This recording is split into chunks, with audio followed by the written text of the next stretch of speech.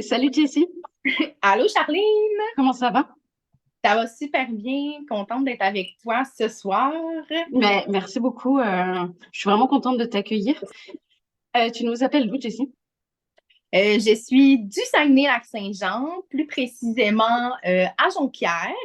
Donc, on est dans mon petit bureau à la maison. C'est ici que je fais mes ateliers puis que je fais des rencontres par Zoom. Mais je reçois mes clients dans un bureau tout près de chez moi. Oh, parfait. Jessie, je vais te laisser te présenter ton activité et aussi nous expliquer ton chemin de vie, comment t'en es arrivé là. Oui, parfait. Fait que je commence. Donc, Jessie, 28 ans, maman d'un petit garçon qui va avoir bientôt 5 ans, Mhm. amoureuse depuis 10 ans. Donc, ça, c'est comme la base hein, quand on se présente. Mais sinon, je suis plus que ça. Je suis une femme remplie de résilience, amoureuse de la vie, amoureuse du positif, très colorée, énergique. J'adore la nature. J'ai un chemin de vie un peu particulier. Donc, je dirais que ça a commencé avec beaucoup de difficultés, beaucoup de montagnes à surmonter, beaucoup d'ombre, de noirceur. Mais j'ai persévéré. J'ai grandi au travers tout ça. Puis, il y a 4 ans, j'ai eu vraiment un moment difficile, mais qui a été vraiment que j'ai touché le creux, puis il y avait une de ces trampolines dans le fond de ce trou-là. J'ai remonté, j'ai fait un changement 360 sur tout, sur ma façon d'être. Euh, je me suis retrouvée, j'ai reconnecté à moi, mon essence, ma passion, mes valeurs. Puis de tout ça a découlé un changement de carrière également. Donc, c'est là que j'ai fait la découverte de la naturothérapie, qui est vraiment mon domaine global d'expertise. Donc, moi, j'ai suivi ma formation avec Véronique Tanguay, qui a sa propre école, puis qui est professeure également dans d'autres écoles du Québec. Euh, donc, c'est ça. Quand j'ai commencé ma formation, c'est là que j'ai découvert le monde de la médecine complémentaire, alternative, naturelle. Il y a plein de façons qu'on peut nommer toute cette pratique. J'avais déjà entendu parler, mettons, de naturopathie, hein, des gens qui se disaient naturopathes. Mais encore là, je ne savais pas exactement qu'est-ce que c'était et encore moins qu'est-ce qu'était la naturothérapie. Donc, j'ai fait un peu mes petites recherches pour essayer de bien différencier les deux. Puis, ben, je me suis rendu compte que c'est quelque chose d'assez similaire. Bien sûr, je dirais que la naturopathie est la chose qui est arrivée en premier. C'est une philosophie vraiment d'inculquer des habitudes de vie euh, pour améliorer notre santé physique, psychologique, mentale, émotionnelle. Mais c'est beaucoup dans la prévention que tout ça se fait. Donc, d'inculquer des bases tellement solides que sur du long terme, on est rempli de vitalité, on est rempli de santé et on est loin des bobos du quotidien. Donc, ça, c'est ce qui est pour la naturopathie. Puis quand on parle de naturothérapie, ben en fait, c'est que on peut avoir différents naturothérapeutes. Ça va aller vraiment, on peut aller chercher après ça différents champs d'expertise, mais toujours pour accompagner la personne vers un mieux-être global. Donc, encore là, vers un mieux-être physique, psychologique, émotionnel et spirituel. On peut bien sûr aller aussi dans la prévention parce que à force aussi de faire des changements d'habitude de vie, puis à force d'en connaître un peu plus sur l'alimentation, ben, on vient qu'on a une santé remplie de vitalité. Mais avec la naturothérapie, on peut également accompagner les bobos qui sont dans le ici, maintenant, mais toujours avec des méthodes dites naturelles. Mais c'est là où est-ce qu'on peut avoir différents champs d'expertise. Donc, mais peu importe le champ d'expertise que tu choisis, il est obligatoire de faire la formation qu'on appelle tronc commun, qui vient parler un peu plus vraiment de tous nos différents systèmes corporels, puis comment ils fonctionnent, puis comment ils interagissent ensemble pour avoir toutes les mêmes bases au niveau de l'alimentation aussi. Euh, hmm, Où est-ce que je m'en allais avec ça? Oui, c'est ça. Fait qu'on a différents champs d'expertise, mais tout avec la même base. Il y a des gens qui vont aller se spécialiser en réflexologie, donc c'est la médecine avec les pieds. Il y en a qui vont jumeler leur pratique, mettons, de massothérapeute avec leur formation de naturothérapie. Moi, j'ai vraiment, parce que dans ma formation, on a touché à tout, dans le fond. Fait ensuite, on pouvait décider du chemin qu'on souhaitait prendre et aller se spécialiser un peu plus. Moi, je me suis découverte une passion pour les plantes médicinales, pour les huiles essentielles.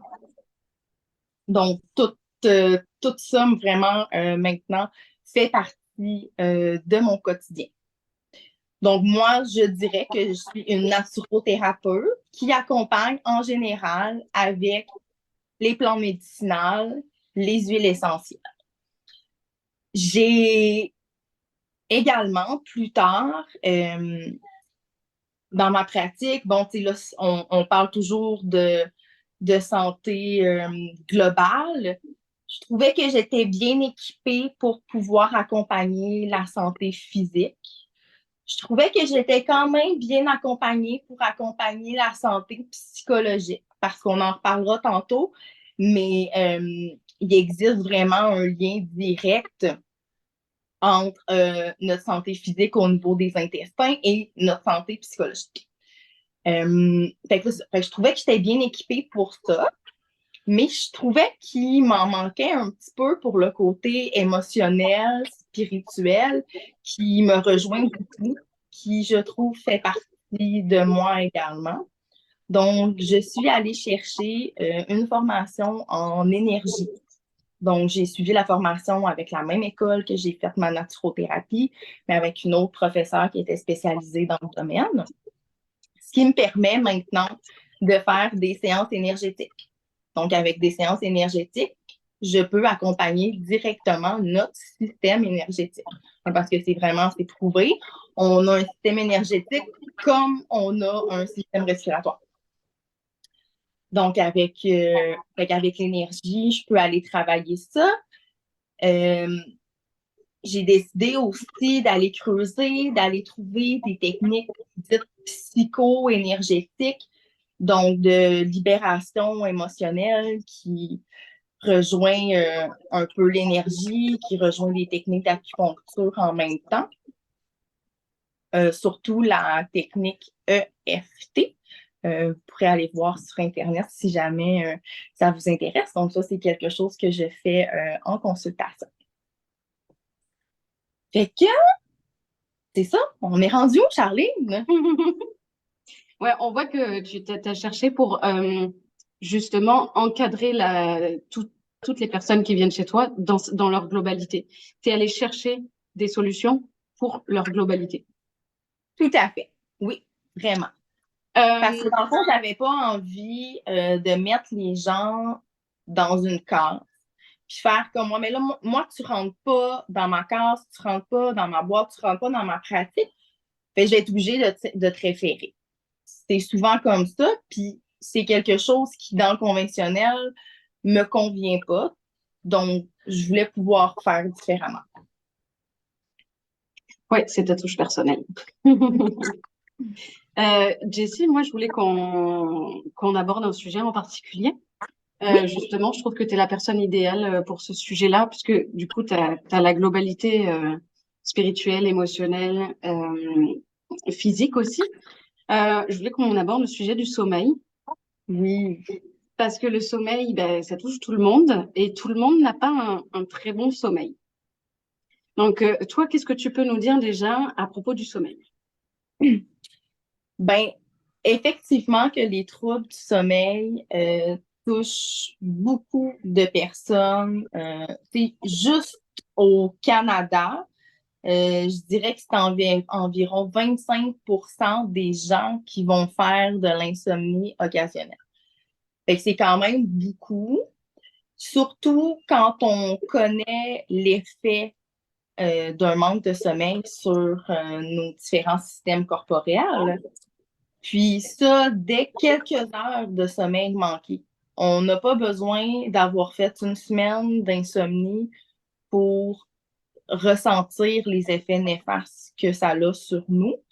Puis, la vie va vite. La société nous dit d'aller vite, nous dit d'en faire toujours plus, euh, glorifie le fait d'être comme des pieuvres en pouvant faire plusieurs choses en même temps dans un même 24 heures. Fait que la société glorifie un petit peu d'être hyperactif, d'en faire toujours plus, puis de c'est pas grave d'être fatigué. Fait que c'est rendu normal pour tout le monde. Fait que les gens n'en parlent pas nécessairement parce que ben oui, mais tout le monde est fatigué dans la vie. Je me plaindrai pas, je le dirai pas, j'en parlerai pas à mon médecin. Tout le monde est fatigué, on peut rien faire. Mais la réalité, c'est pas ça. La réalité, c'est qu'il y a plein de choses qu'on peut faire pour pouvoir améliorer euh, notre sommeil. Souvent, on pense qu'il n'y a rien à faire avec nos troubles du sommeil, puis on n'ose pas en parler parce que on se dit que tous nos voisins, toutes nos sœurs, nos amis, nos tantes, nos cousins en font. Fait qu'on n'ose pas le nommer à notre entourage, on n'ose pas le nommer à notre médecin non plus. Pourtant, il existe plusieurs choses qu'on peut faire.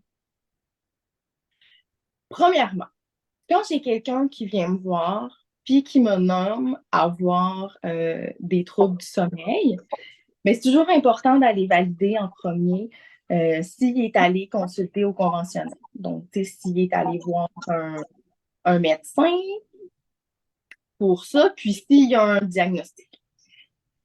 Ensuite, c'est toujours important aussi de valider c'est quoi en ce moment les médicaments qu'il prend, peu importe la raison, que ce soit des médicaments en vente libre ou non, pour que si on a à proposer quelque chose, qu'on s'assure qu'il n'y a pas d'interaction possible entre les deux. Ensuite, euh, c'est important de regarder aussi c'est quel genre de trouble du sommeil qu'on a. Est-ce que, nous, c'est plus de la difficulté au niveau de l'endormissement? Est-ce que c'est quand on se couche le soir, ça nous prend 1 heure avant de pouvoir s'endormir? Est-ce qu'au contraire, on s'endort super vite, mais qu'on est toujours en train de se réveiller la nuit? Si oui, est-ce qu'on se réveille plusieurs fois?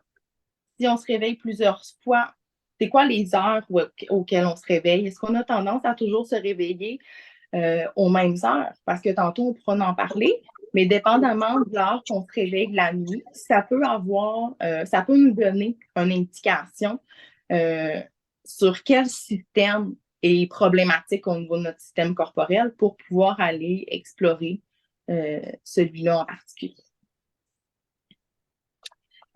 Euh, Après ça, sinon, ça peut être aussi quelqu'un qui me dit, écoute, moi, Jessie, je comprends pas. J'ai pas de difficulté à m'endormir. Je m'endors tout de suite quand je me couche. Je me réveille pas la nuit. Je passe une super de bonne nuit. Je fais mon 8 heures de sommeil. Mais quand je me réveille le lendemain matin, je me sens fatiguée. C'est comme si j'avais pas récupéré. Ben là, on parle d'autre chose encore. C'est la première chose que je fais si quelqu'un vient me voir pour des troubles du sommeil. Je valide avec la personne c'est quoi ces symptômes de troubles du sommeil. Une fois que ça c'est fait, avant de proposer mille et une plantes, mille et une huiles essentielles, c'est important de regarder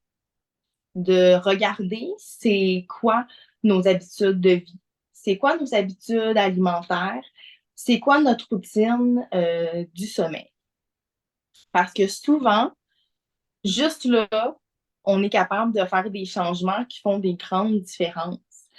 Euh, je le sais que c'est plate de parler au niveau de la routine du sommeil, d'éviter les écrans le soir, mais c'est la réalité. Hein? 1 heure avant le sommeil, le moins possible d'être sur son cellulaire, le moins possible d'être en train d'écouter une série télé. Même au niveau de la lecture, il faut valider qu'est-ce qu'on lit parce que, tu sais, il y a certains romans qui vont avoir plus tendance à activer notre cerveau ou à lui procurer du stress. Fait que là, oui, on lit un livre, mais ça donnerait l'effet contraire.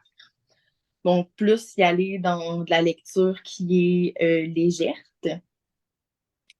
Sinon, j'aime beaucoup aussi l'écriture automatique pour les gens qui vont avoir de la difficulté en l'endormissement, puis qui vont me nommer, avoir toujours les pensées qui s'accumulent, puis qui passent dans leur tête sans cesse, puis une autre pensée, puis une autre, puis qu'est-ce que je vais faire demain, puis le problème de la voisine, puis si, ben de faire une petite méditation, un petit 5 à 15 minutes avant le dodo, être seul avec soi, les lumières tamisées, prendre des bonnes respirations, puis écrire tout ce qui nous passe par la tête, ça va faire sortir la plupart des pensées qui auraient voulu nous rendre visite dans notre chambre à coucher.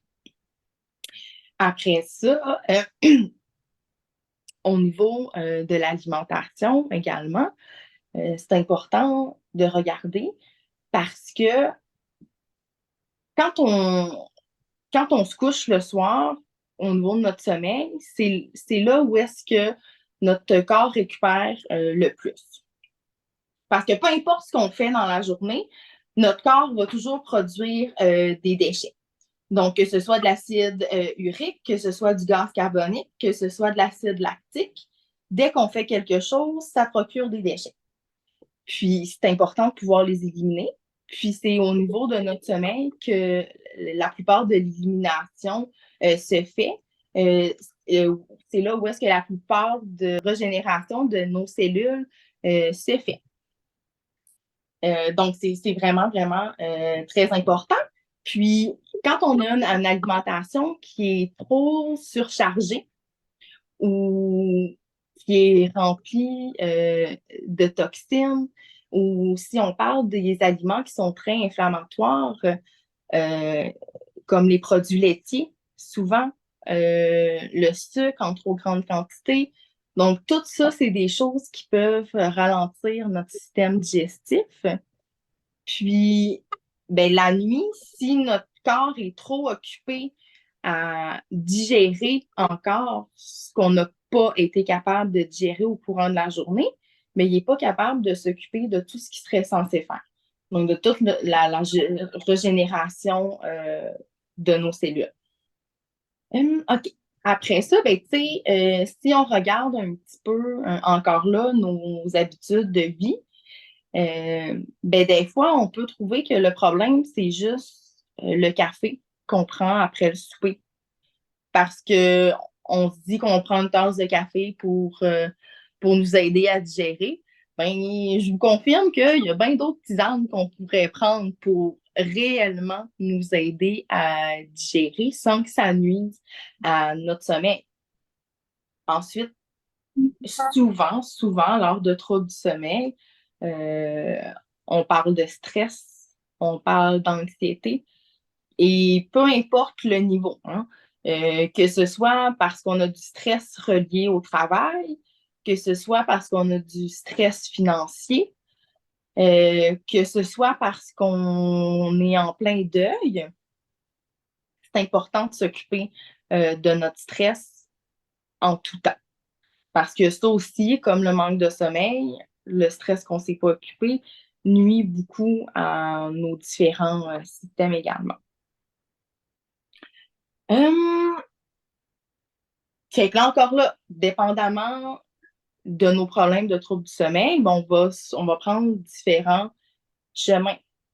Donc, quelqu'un qui a, après discussion, qu'on se rend compte vraiment que le gros de son problème au niveau de son trouble du sommeil, c'est sûrement le stress. Bien là, c'est là qu'on va aller travailler. On va pouvoir aller travailler au niveau de son système nerveux. On va pouvoir l'accompagner avec des plantes dites adaptogènes, donc des plantes médicinales dites adaptogènes qui sont faites exprès pour que notre corps puisse s'adapter à toutes les sources de stress qu'on vit, peu importe le sujet, peu importe le degré. Donc ça, c'est quelque chose qu'on prend à tous les jours pour vraiment que notre corps puisse s'adapter au stress. Après ça, si on veut accompagner le système nerveux, encore là pour le stress, bien, on peut y aller avec des plantes médicinales comme la mélisse qui va accompagner le système nerveux, puis qui va avoir également un effet léger sédatif. Donc, c'est pas trop que tu le prends puis vraiment que tu t'endors, mais tu le prends puis tu sens comme une détente générale dans tout ton corps puis dans ton esprit. Après ça, tandis que si on parle de quelqu'un qui n'a pas de difficulté à s'endormir, se réveille pas la nuit, puis comme je disais tantôt, se réveille après 8 heures, avoir bien dormi supposément, mais encore fatigué, mais c'est là où est-ce que souvent ça a un lien direct avec le système digestif qui est encrassé. Vraiment. Donc la nuit qui n'a pas pu évacuer tout ce qu'il avait évacué. Donc, la journée commence, puis on en a déjà d'accumuler sans avoir rien consommé, sans avoir fait aucune activité non plus. Après ça, tantôt, je vous ai nommé quelqu'un qui se réveille souvent la nuit. Bien là, on peut observer c'est quoi les heures qui se réveillent parce que souvent, ça peut avoir un indicatif. Donc, c'est pas toutes les heures, mais quelques-unes. Comme quelqu'un qui se réveille toujours entre 11 heures le soir et 1 heure du matin, souvent, on peut aller regarder au niveau de sa vésicule biliaire. Donc, on peut aller voir pour accompagner peut-être des plantes pour celui-ci ou encore là avec des huiles essentielles. Quelqu'un qui, au contraire, va se réveiller toujours entre 1 heure le matin et 3 heures le matin, souvent, ça va être lié au foie. Fait qu'encore là, on peut aller regarder au niveau de notre foie. Notre foie est un organe qui travaille vraiment, vraiment, vraiment beaucoup. Que ce soit pour purifier notre sang, que ce soit pour purifier toutes les substances nocives qu'on a accumulées, que ce soit pour effectuer l'oxydation des gras pour produire de l'énergie, que ce soit pour utiliser notre vitamine C, que ce soit pour mettre du glucose en réserve pour pouvoir contrôler notre sortie de glucose par la suite. Bref, il est constamment en train de travailler à activer notre vitamine D pour assimiler notre calcium. Donc, s'il est encrassé, ça va pas bien. Oui, ça nuit à notre sommeil, mais ça nuit à bien d'autres affaires aussi. Après ça, si on se réveille toujours entre 3 heures et 5 heures du matin, souvent, c'est au niveau des poumons qui peut avoir un problème. Donc, au niveau de notre système respiratoire. Fait qu'encore là, on peut aller creuser un petit peu plus. Puis, plus tard que ça, ça peut avoir un lien vraiment avec nos intestins. Après ça, tantôt, je vous ai parlé de la routine du dodo au niveau de la télé, des cellulaires, mais notre chambre à coucher aussi. Faut vérifier comment elle est. Il faut s'assurer d'avoir une chambre à coucher qui est sombre. Donc, ça peut avoir l'air niaiseux, mais on évite les couleurs flashy quand c'est le temps de repeinturer. Ensuite, même au niveau des cadrans, on essaie de ne pas les avoir trop proches de notre tête. Oui, pour les ondes électromagnétiques, mais également pour la petite lumière qu'elles dégagent. Souvent, la lumière est assez forte pour que si c'est près de notre visage, ça nuit à notre qualité du sommeil. Fait que, tout ça, c'est des petites choses très simples à changer, mais qui peuvent faire une différence. Après ça, Ouais, donc toi tu nous dis que il faut quand même se préparer à la venue du sommeil. C'est-à-dire qu'il faut préparer sa chambre à coucher, il faut préparer aussi son cerveau parce que, comme tu disais, de pas lire des choses qui peuvent stimuler. En gros, c'est vraiment préparer le corps à se détendre oui, pour puis favoriser. être Ouais. à l'écoute de notre corps, être à l'écoute des signes qui nous envoient que la fatigue est arrivée et que c'est l'heure du dodo également. Est-ce qu'il y a une odeur à favoriser? Je crois que la lavande aussi. Oui, ben oui, au niveau des huiles essentielles, bien sûr qu'il y a la traditionnelle lavande. Euh, Sinon, si on veut utiliser d'autres odeurs, on peut y aller avec la pruche aussi, qui est un arbre qui va avoir un effet un peu calmant sur notre système nerveux. Après ça, pour les enfants aussi, j'adore l'orange douce Mhm.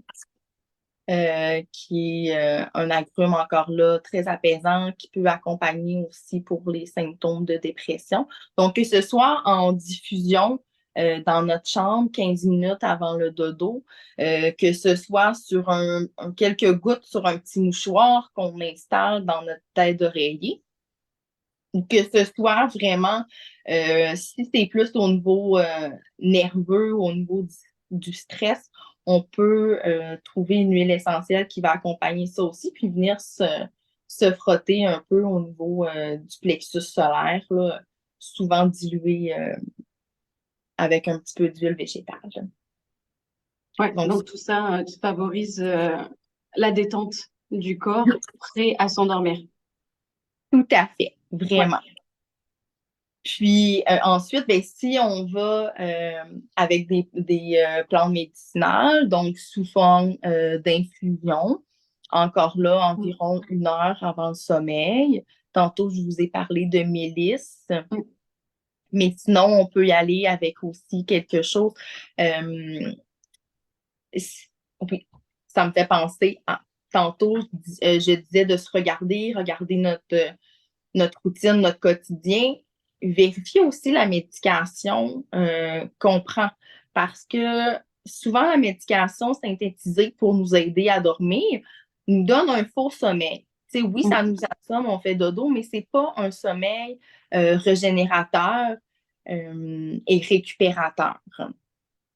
Donc là, si on avait quelqu'un qui avait coutume de prendre une pilule pour s'aider à dormir, puis que là, la personne souhaite changer ça pour prendre autre chose, bien là, on pourrait accompagner avec la plante médicinale scutellaire, que oui, on peut trouver sous forme de tisane, mais le goût étant plus ou moins agréable, on peut l'utiliser sous forme de teinture mère.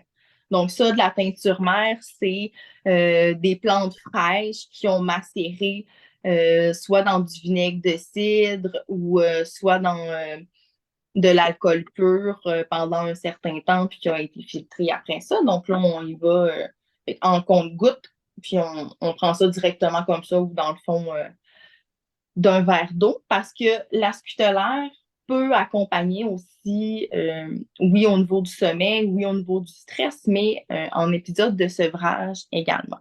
Donc, si on a à se sevrer d'une médication pour prendre de nouvelles habitudes de vie, ça serait la scutellaire que je proposerais dans ce cas. Sinon, on peut y aller également avec de la valériane, qui a un effet sédatif plus puissant que la mélisse. Donc, encore là, sous forme de tisane, 1 heure avant le dodo. Ouais. Donc ça aussi, c'est la préparation. Mm. Oui, Est-ce, est-ce que tu as, donc là, tu nous as donné plein d'astuces pour préparer à l'endormissement. Mais par exemple, moi, je pense à des gens qui travaillent la nuit oui, et qui dorment le jour. oui. C'est très difficile sur le corps humain. On n'est vraiment pas fait pour travailler de nuit. Ça va à l'encontre de notre nature. Mais bon, hein, va la vie, il y a certains métiers qu'on n'a pas le choix, c'est comme ça, faut faire avec.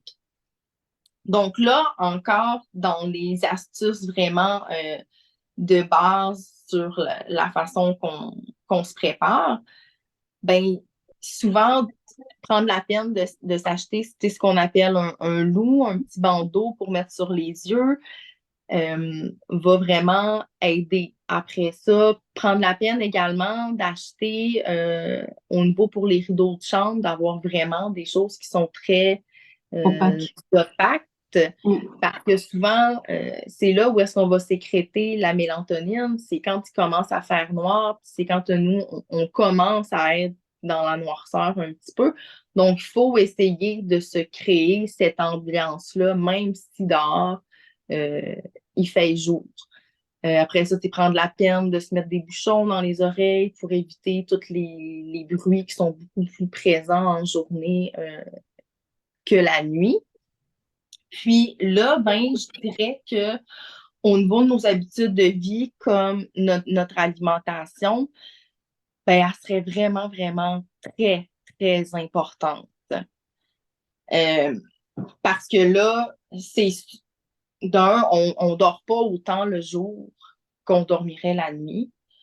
Donc, c'est quasiment automatique qu'il va comme avoir un peu de l'encrassage qui va se faire, de l'accumulation, puis des déchets qui n'auront pas pu être éliminés. Donc, moins on en accumule dans notre journée, puis mieux on se porte. Quand je parle d'alimentation, vraiment la base d'une bonne alimentation, c'est bien, bien, bien léger, là. C'est pas compliqué, là. C'est tellement pas compliqué, c'est là, je pense, où est-ce que ça rend que les gens ont, ont problème avec ça parce que c'est trop simple. Donc, on y va, bien sûr, dans la quantité. Donc, il faut y aller modérément. Vraiment, faut écouter notre corps, il faut écouter notre faim. Euh, c'est une mauvaise habitude aussi de s'obliger à déjeuner le matin. Euh, oui, pour les enfants, ça a des bienfaits qui sont importants, je dirais, de prioriser puisqu'ils sont vraiment en apprentissage. Mais au-delà de tout ça, je prioriserais d'écouter son corps. Donc, si tu n'as pas faim en te réveillant, c'est pas grave. Euh, Au niveau du choix aussi, si dans ta journée, tu as envie de manger un gros steak, ben, tu peux peut-être essayer de te le planifier sur ton heure de dîner pour que tu aies plus de temps à la digestion au lieu de faire ça au souper. Après ça, encore là, à quelle heure que tu soupes le soir, à quelle heure que tu manges dans ta journée, ça peut être important. Fait que, dépendamment à quelle heure que tu termines de travailler dans ta journée, ben, je te conseillerais pas que dans ta routine, ça soit quand tu arrives du travail, tu manges un gros repas puis tu vas te coucher. Je prioriserais que ta dernière collation au travail a été assez complète sans être surchargée avec des aliments qui sont frais, qui sont le moins transformés possible. Également, c'est là où est-ce que c'est important. On mange beaucoup trop de produits qui sont transformés. Donc, ensuite prioriser vraiment les légumes. Juste de manger 50% de légumes dans ton assiette fait une grosse différence. Puis ça, même si tu as 50% de légumes, puis ton autre 50%, mettons, c'est de la pizza, quand même, le fait que tu ailles manger 50% de légumes dans tout ça euh, a des bienfaits. Mais là, la pizza, là, pour les, pour les problèmes d'insomnie, pas tant, on pourrait s'en passer. Moi, je fais juste une parenthèse en disant que le dîner au Québec, c'est le repas du midi, euh, Ah oui, qui est inversé avec le dîner en France, c'est le soir. Donc, c'est pour oui, ça que quand Jessie parle de manger peut-être plutôt un gros steak au dîner, on est d'accord que c'est à midi pour pas que ça te reste sur l'estomac avant de manger, avant de dormir, pardon, le soir. Je fais juste une parenthèse parce que oui. moi, je sais que quand je suis arrivée, quand on dit on va dîner à midi, je dis là, what? Donc voilà, c'est juste ça. C'est Le souper, c'est le repas du soir. Oui, c'est vrai, parce que vous, en fond, en Europe, c'est le petit déjeuner, Oui, c'est après ça, le déjeuner c'est ça. et le dîner. Et le Hein? dîner, oui. Ouais, c'est vrai. Tu as bien fait de préciser, merci, Parenthèse, Karine. c'est correct. Parce que là, ça pouvait porter à confusion un petit peu mon affaire, là. Mais oui, mais bien sûr. Donc, l'importance de l'alimentation dans un bon sommeil, d'avoir l'estomac pas trop rempli, pas trop lourd pour pouvoir avoir un sommeil beaucoup plus serein.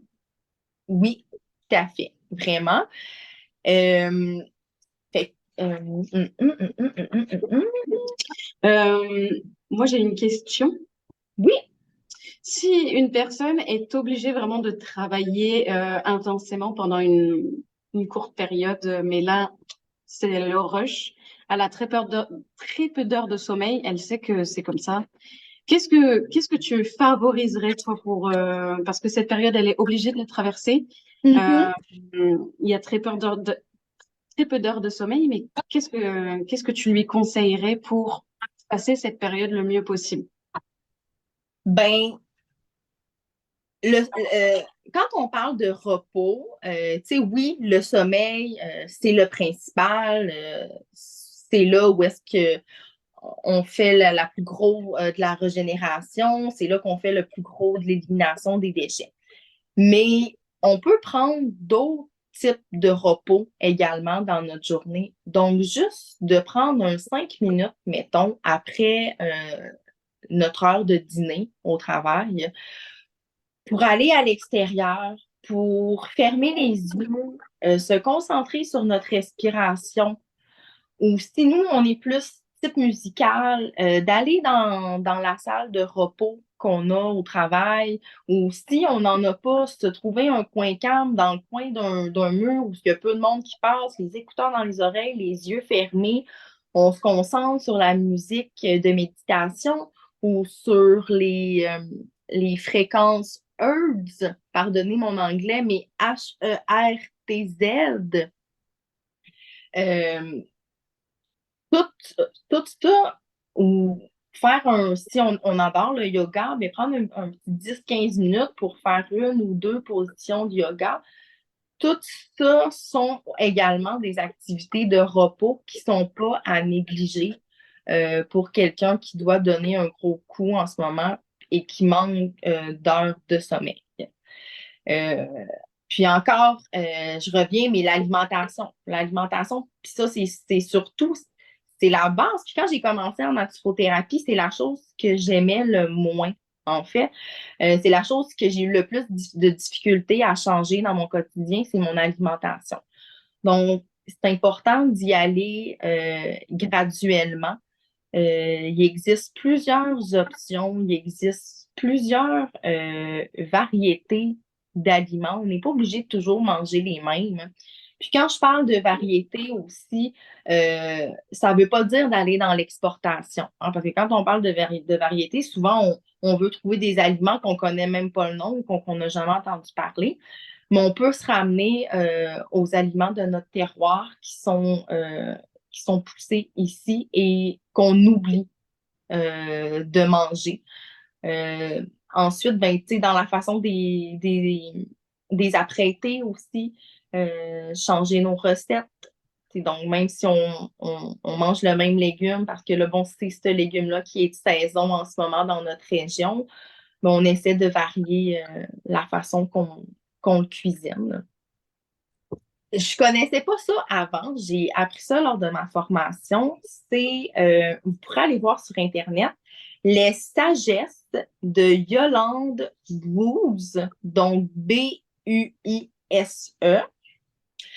Donc, c'est constitué de 8 éléments clés euh, pour avoir un bon équilibre de vie au niveau de nos facteurs de santé essentiels. Donc, sagesse. Donc, on commence avec le S pour structurer le corps. Donc, structurer le corps, ça veut dire euh, se construire un corps rempli de vitalité. Ça veut dire se respecter, respecter le développement de nos différents systèmes corporels.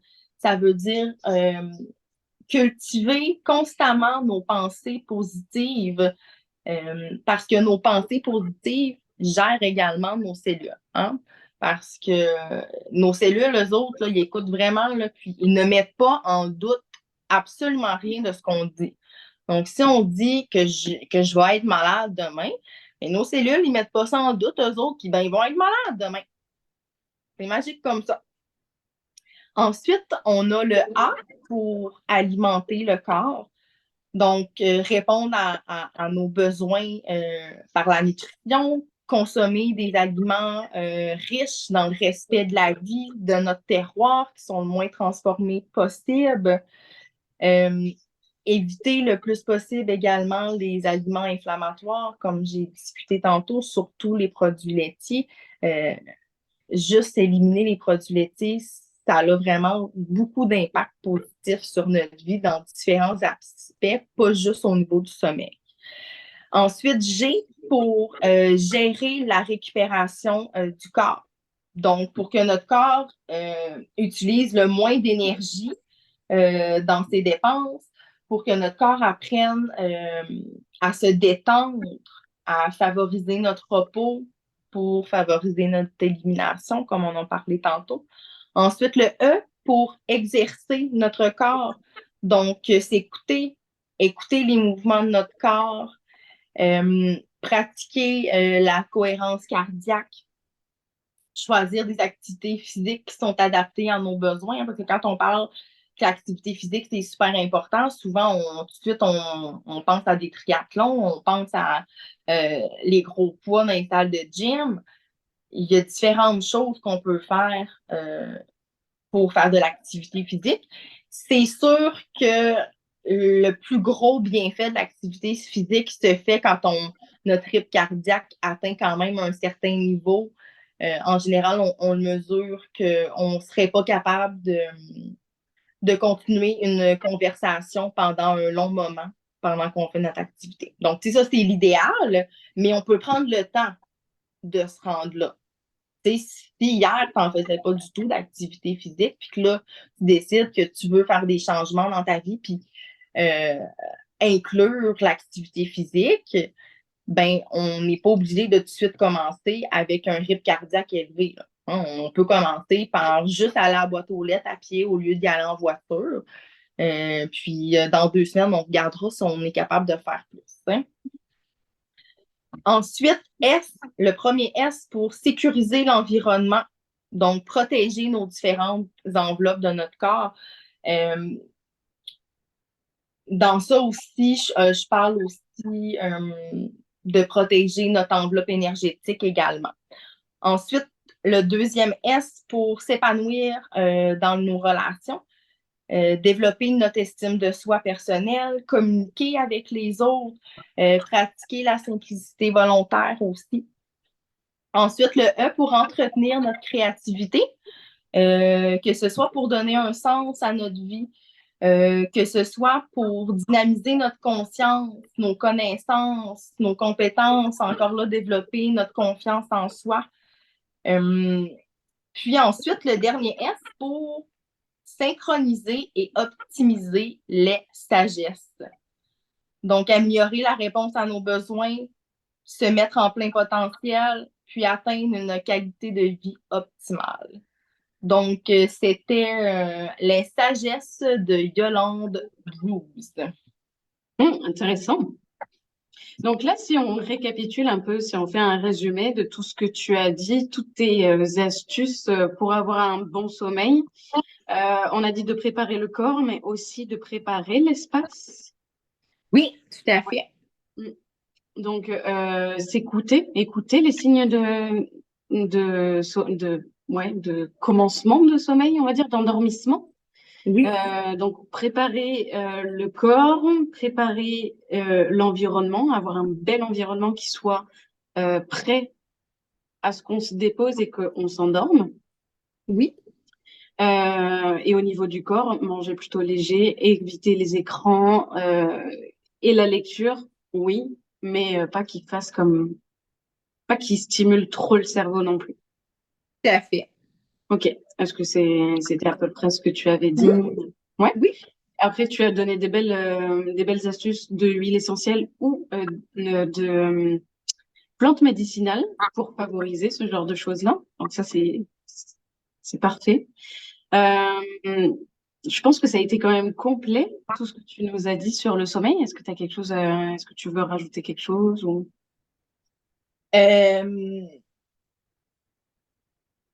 ben, c'est sûr que j'ai pas parlé exactement du cycle du sommeil, parce que dans une nuit, on peut faire 4 à 6 cycles du sommeil qui sont toujours les mêmes. Puis, si ça vous intéresse, vous pourrez aller regarder parce que, dépendamment de l'heure du dodo, bien sûr, à partir de l'heure de notre coucher à nous, donc c'est dans les premières heures, après ça, à partir de la troisième heure du sommeil jusqu'à la cinquième, bien, il y a différents changements qui se passent dans notre corps. Donc, des fois, d'en prendre conscience, ça peut être intéressant. Aussi, ouais. Cool, merci beaucoup Puis Jessie au pour... niveau Puis au niveau des plantes médicinales, au niveau des huiles essentielles, j'en ai nommé que quelques-unes.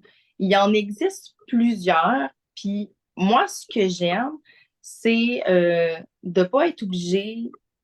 Tu sais, quand quelqu'un vient me voir à mon bureau pour plusieurs problèmes, ben, j'ai pas envie d'avoir une plante pour chaque chose. Donc, j'aime bien regarder en globalité puis faire, OK, bon, là, tu m'as parlé de tout ça. C'est quoi pour toi qui est priorité en ce moment? C'est quoi les premières choses que tu veux voir des effets positifs?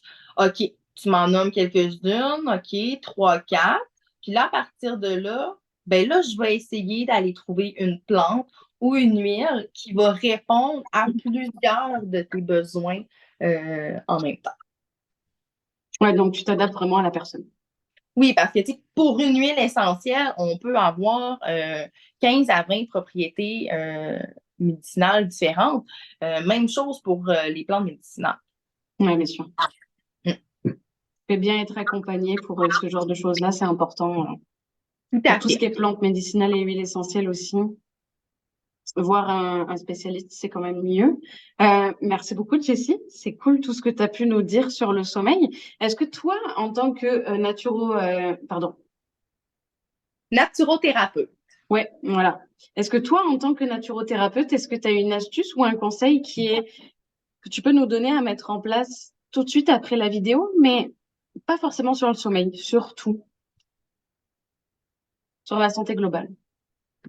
Ben, en fait, là, l'astuce numéro 1 que je vous donnerais, qui pourrait avoir des effets positifs sur toutes les sphères de votre vie, puis sur tous vos systèmes corporels, je dirais que c'est de se mettre en priorité et de prendre du temps pour soi. Donc, tu sais, souvent, on a des horaires chargés, mais dans chaque 24 heures, on devrait avoir un moment de planifier à notre horaire pour soi, pour se ressourcer, pour se reconnecter à soi, pour être juste nous. Tu sais, c'est pas obligé d'être une heure, là. Ça peut être, tu sais, si on a des vies chargées, tu sais, je comprends, je suis maman, je travaille à temps plein, en même temps, je démarre mon entreprise. La vie va vite, mais prendre un 15 minutes pour soi à chaque jour, où est-ce que justement, on n'est pas des mères, qu'on n'est pas des conjointes, qu'on n'est pas des étudiants, qu'on est juste nous, avec nous et pour nous. Ça serait mon astuce. Waouh, important. Ça, c'est tellement important. Merci pour cette astuce. Merci Jessie. Est-ce qu'il y a des endroits où on peut te retrouver sur les réseaux, un site internet, sachant que tous les liens vont être inscrits dans les vidéos? Oui, bien, en ce moment, j'ai ma page Facebook, donc Jessie, thérapeute en médecine alternative. Ensuite, à partir de ma page Facebook, vous avez également mon lien pour pouvoir me contacter, pour pouvoir prendre rendez-vous. Donc oui, je fais des consultations à mon bureau ici au Saguenay, mais je peux également vous recevoir en consultation par Zoom, que ce soit pour un suivi en naturothérapie ou que ce soit pour des séances énergétiques également. Ça, c'est un autre domaine, mais les séances énergétiques peuvent accompagner pour le sommeil, dépendamment c'est quoi la cause de nos problèmes.